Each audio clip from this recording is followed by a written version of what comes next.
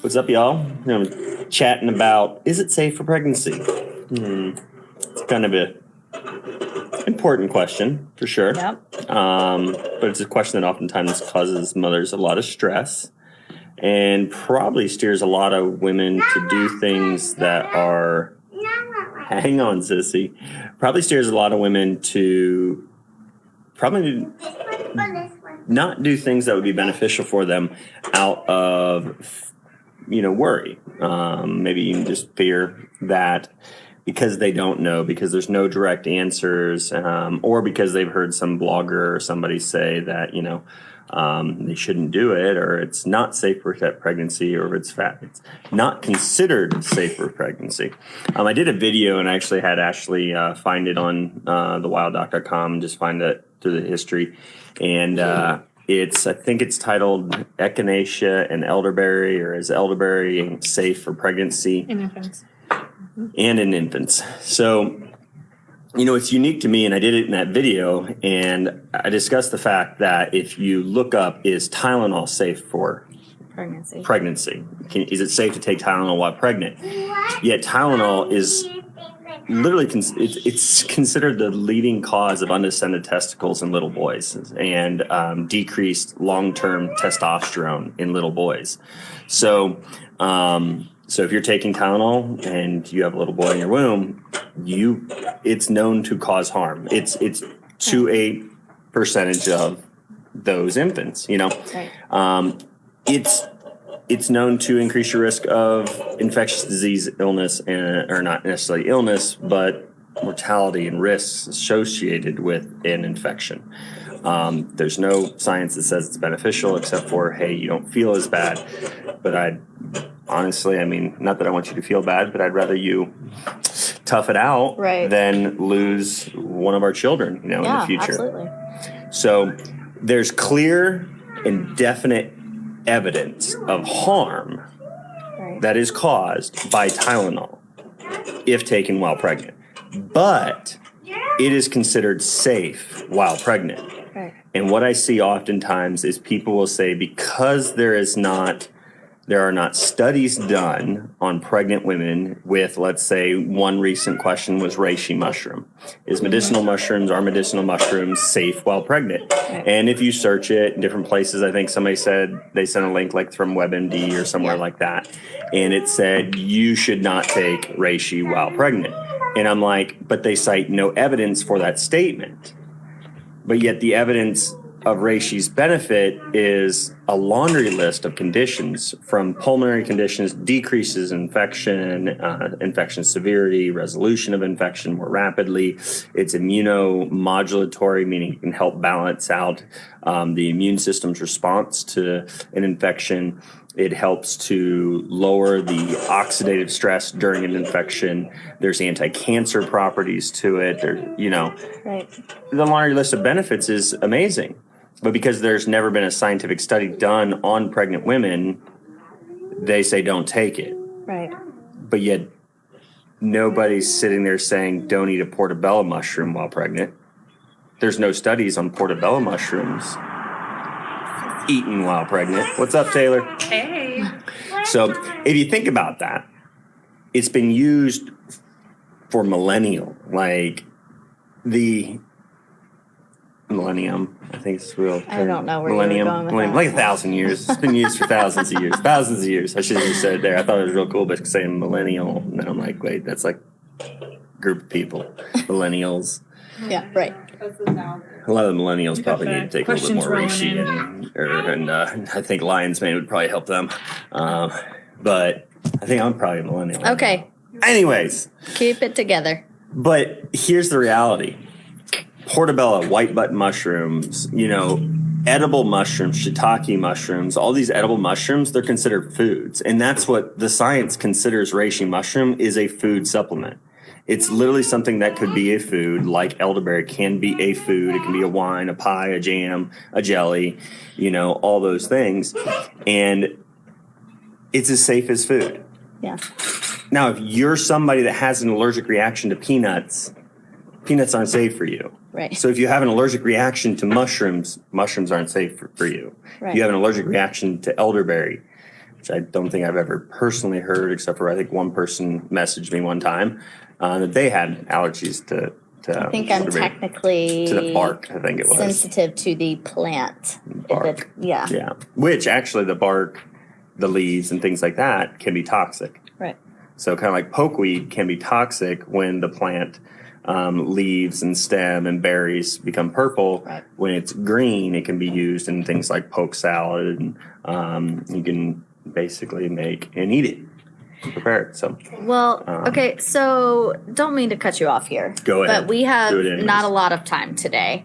And we want to answer some of these questions. So basically, while we didn't have a lot to per se talk about today, we get questions all the time. Is this XYZ safe for pregnancy?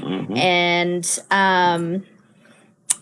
so we've got some questions rolling in. So why don't we just hit these really quick because these are things that people want to know about. Go with it. So let's see. Tabitha said, "Are Benedryl and baby aspirin safe? I took both to prevent miscarriage with my last pregnancy." So if you have a pretty substantial, probably, ultimately I would say, are they safe while pregnant? Well, if you have got, it sounds like probably a clotting factor issue, possibly an allergic inflammatory condition. And so while that probably wouldn't be our choice in those situations, Right. Those medications, I'm not going to tell you one way or the other, but they could save a baby's life, and allow for a pregnancy for a condition of a clotting factor condition, Right. likely, because that's what it seemed like was probably the issue there. Yeah, I think that kind of So- more boils down to what was happening prior to the pregnancy that put you in a category to be Need, quote unquote, need those medications. right to So- be under, like, I guess, high risk of miscarriage. Yep. So there are medications that are necessary in an emergency situation when you have no other option or know of no other option. And while those medications could be extremely dangerous for the child, it's kind of you're going to risk that danger and take that risk for the potential of benefits of saving the life of the child. So that's a kind of between a rock and a hard place. Yeah, absolutely. Let's see. We had a comment about Rogam shots. Rogam shots. I think that takes a detailed. Yeah, that might be a video in and of itself, yeah. actually. I have wanted to do that. I did gather a lot of information on it for a little while there. CalJam one year. Who was it that spoke on Rogam? Was it Tenpenny or was it Humphreys? I don't know. She did a fantastic job breaking down the Rogam. Ultimately, what I say with Rogam is if it's your first child doesn't have the risk. Most people understand that. And if your blood didn't mix, you really don't have the risk for the second child. Like you have to be sensitized against the blood. So you have to have blood mixing. So you have to have baby bleeding, mother bleeding. Hey, honey, you can't climb on me right now. Sit right here. So you have to have that mixing of blood. Just hang on. Hold on, baby. Hey, honey. You don't need it. We're on. I'm gonna have to put you down if you can't. And by put her down, it's not like we would Obviously, obviously. I just wanted to make sure everybody wasn't mistaken. They're probably going to cut and splice that and post it all over social media. Yeah, Wild Duck's mom claims she's going to put down their child. No. Wow. Tiffany says she's not eating mushrooms, period, because they grow on poop. Fair enough. Fair enough. I mean, are you eating magic mushrooms? Like you want to? No, they don't all grow on poop. But she also a doesn't lot of take mushrooms Tylenol, grow so on wood substrate. They don't all grow on poop. And then there's the funny I heard from a natural doctor that mushrooms are fungus and you should never eat a fungus, and fungus is like mold is a fungus, therefore mushrooms are bad because they're in the fungi kingdom. You're not intelligent if you're somebody saying that all funguses are unhealthy, because there are plants that will kill you. Yes. And poison ivy is not a good plant to eat. But I think kale and lettuce and cabbage are pretty good for us. Yeah. And they're in the plant kingdom. Yep. Obviously, and like Rhonda here says that she has an immune response to elderberry because she has autoimmune issues and it flares up her arthritis. And we're obviously not saying that just because it is safe that everyone should have it. Like, there is not a one size fits all. Nothing that we say is like the holy grail, the end all be all, like this will work for you. Like, we are all different humans. We are all created differently.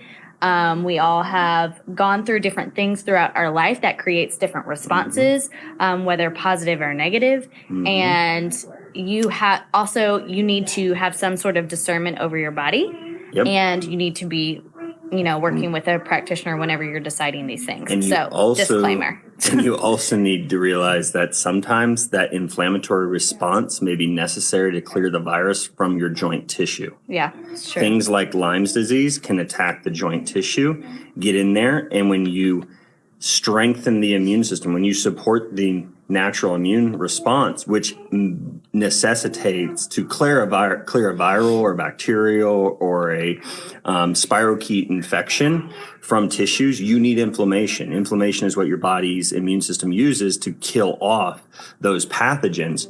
So while it may not feel good, there may actually be instances where you need to say, I need to go through an inflammatory response so that I can clear this infection, so that my body then can go back to homeostasis and I don't have a prolonged autoimmune condition for the rest of my life that causes further destruction and tissue damage.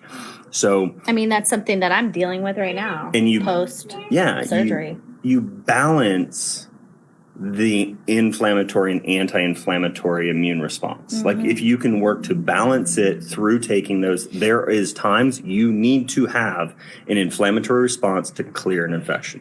If you don't have inflammation to be capable of clearing an infection, then you can wind up with a chronic, lifelong autoimmune condition. So, and I'm not saying Rhonda I'm not in no way, shape, or form. That could have been a question too, and just typed out in the form of a statement. Rhonda needs to take elderberry and just suck it up. I'm just saying, I'm saying I would love to, what kind of autoimmune condition, where did it stem from? What was the initiating factor? Could there be a joint infection taking place that the body needs to mount that inflammatory response to clear it from the joint tissue? Right. So... hibiscus tea, there's a warning on the label, but doesn't say why. I feel like that's true for a lot of teas. Yeah. So a lot of teas, a lot of the medicinal herbs and things like that, when that category of medicinal herbs or supplements and those things, I mean, I've seen a prenatal vitamin say, consult your doctor, do not take while pregnant or nursing. Yeah. Caution while pregnant. You know what I mean? I'm like, every supplement out there seems to put that warning on there. Yeah. Because then they can always say that if, God forbid, something happens, that could be completely irrelevant of whether they took and drank hibiscus tea or not. But if somebody drank hibiscus tea and then had a miscarriage, lost their child. Right. I drank hibiscus tea right before I lost the child, but yet countless women have reported losing their children to, right after a flu vaccine. Doctors like, oh, it's coincidence. And then that could bring me into the discussion of, well, people will say don't take a certain supplement or herb and things like that while pregnant because there's no evidence of benefit. Evidence and studies done while in the pregnant population. Well, then on the flu vaccines inserts, Fluvival at least says never been studied in pregnant. Let's see, Right. Yeah. Absolutely. But there are trials on pregnant women.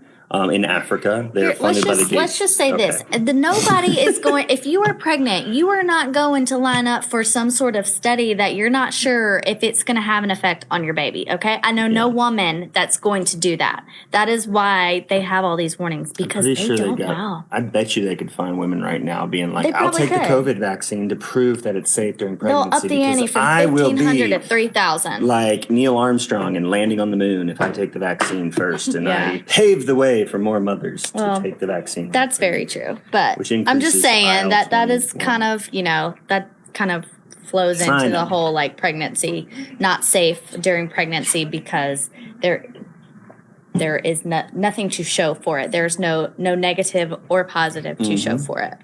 CJ says, what about meal replacement shakes like Shakeology while nursing? I mean, I don't necessarily know all the ingredients in that shake on Shakeology, that type of thing, but a lot of times those shakes are, supplement, isolated nutrients, B vitamins, things like that you could probably find, all of which in a prenatal supplement. And then you could probably find the different moringa powder, like different, I've seen things like that in there, like goji berry, moringa powder, blueberry, kale, all the different greens and berries. Right. So it's like, if it's like a food, you're pretty much safe. Yeah. If it's you could eat it like a food, you typically could say that it's safe. You know what I mean? Yeah, totally. And I think and that's what is considered safe. With meal replacements, and I think where the gray line tends to be with nursing mamas is that you have to have a certain caloric intake to make sure that your supply is good and flowing and you're not starving your baby. I think that can be like that. Like, you need your...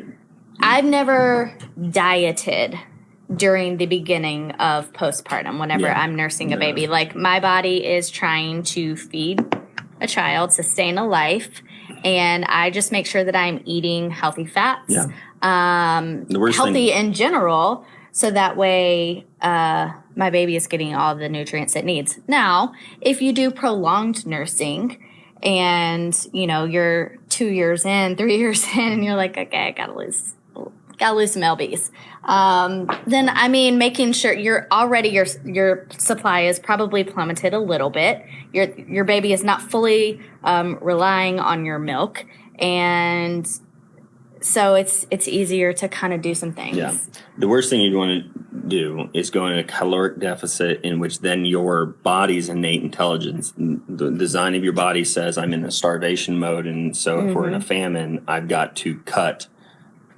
some loose ends here. I've got to, bail, throw some things over the side and stop producing milk to save mama's life. So you don't want to do that. So to me, it's not so much of what the meal replacement is. It's just making sure that you're feeding your body enough to sustain nursing if you are especially newly postpartum. Yep.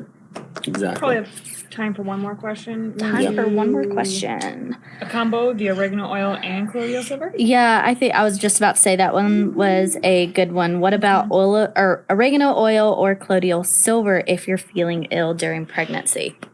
I'm guessing that it's something to do with some sort of bacterial, typically, infection. Those would be my choice. Those herbs that herb and that supplement are typically geared towards more microbial infections.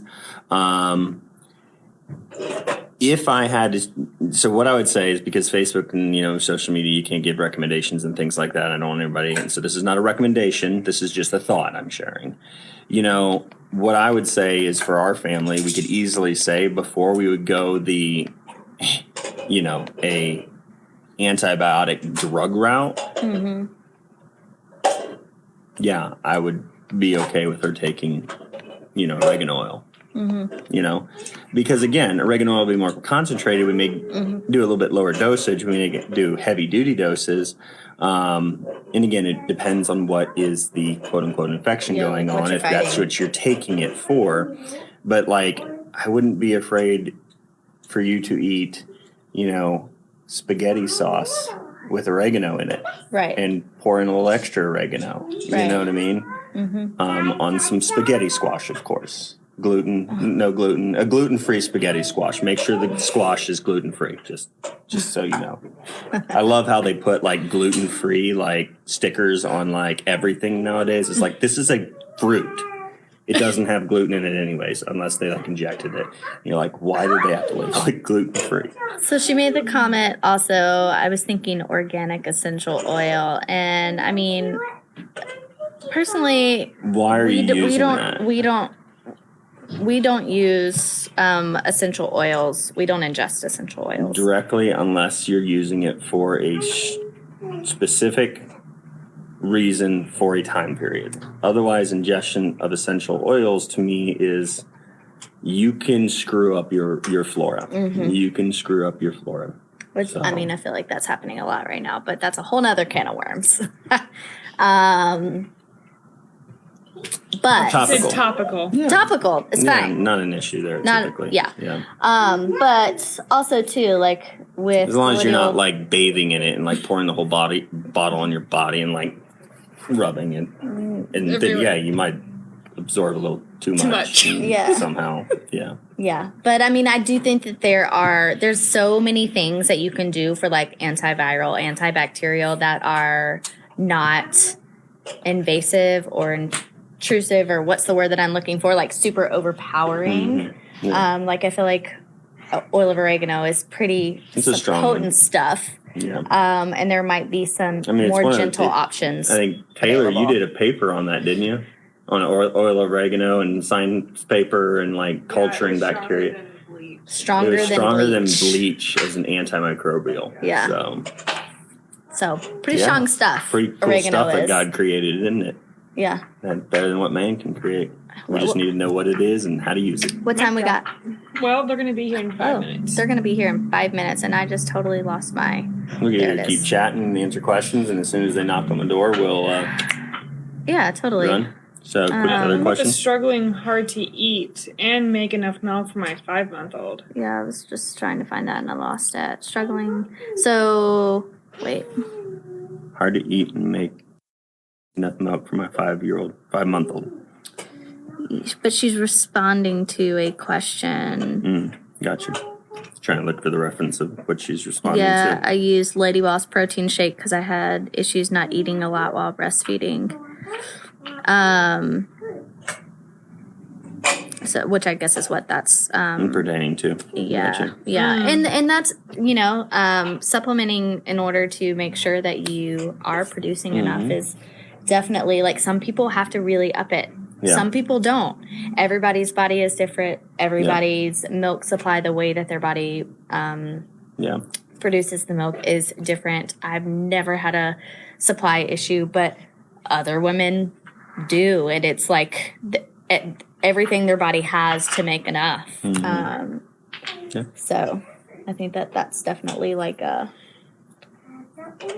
And I mean, I think what you're saying is not necessarily that everybody's milk is made differently by the body. There's a design by which Well, God yes. designed the body to do this, but each person may have different Different health factors struggles, and right, that struggles come into play. and factors and stressors and things like that that negatively impact their production capabilities. Correct. And so while somebody may have an absorption issue and a gut issue that then, leads to a decline in breast milk production, that's where she needs to focus on correction and improvements in ingestion. Right. And in the meantime, until those things in the gut is healed and corrected, then she needs to kind of fortify her nutrition and Right. fortify not in the way of isolated single compound nutrient supplements. To me, fortifying it is maybe juicing for some. And I know that some people may say, as soon as you mention juicing, they're like, well, what about the sugar? I'd be like, well, it's a lot better than isolated nutrient supplements. In my opinion, that would be even better, would be juicing fruits and vegetables. yeah.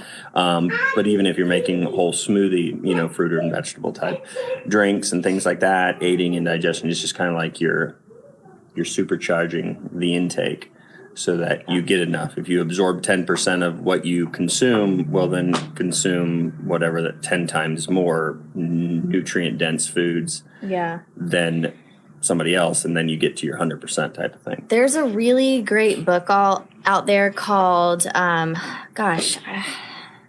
what is it called? Essentials, 40-day essentials for the new mom, or I'm having Ashley look it up really quick.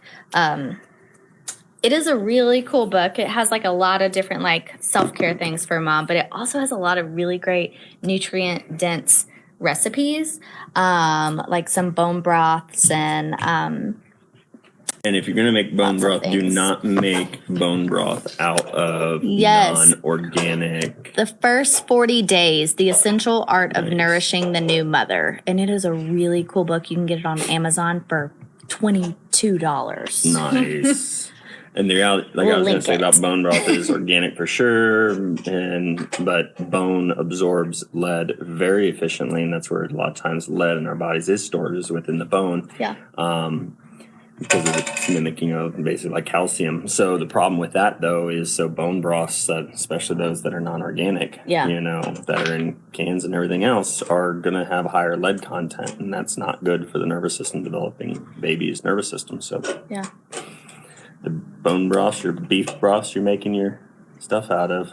Make sure that animal products you got to go organic on. Yeah. Like, that's more It's the kind best of like thing when for your people buck go is animal keto products. and they're eating non-organic, conventionally grown meat, and I'm like, well, then you're doing your body zero really favors. shouldn't be throwing your family under the bus like that. No, You it's shouldn't stop that. not beneficial. It's not. We struggle with families sometimes. We want them to be well. Moving And they're on. coming around. Sometimes. Sometimes. But- you if you're watching. But we say that out of love. Yes. And frustration. Yeah. Oh my God, thank you all so much. So helpful. Oh, Absolutely. Jody. Ashley linked the book. Look at her. Nice. Good stuff. And we have no affiliation with the author of that book. No, we I have don't. no I clue. just, that was a random thought of mine that I liked it and I thought it was really cool. Arnica cream for pain. And the thoughts and opinions on that book are my wife's alone because I personally have not read it. So, And I skimmed it because I'm not a good reader. But it was really cool. Dr. Greg, Dr. Greg. your appointment. Yeah. Gotta go. So, BRB. love y'all. Bye.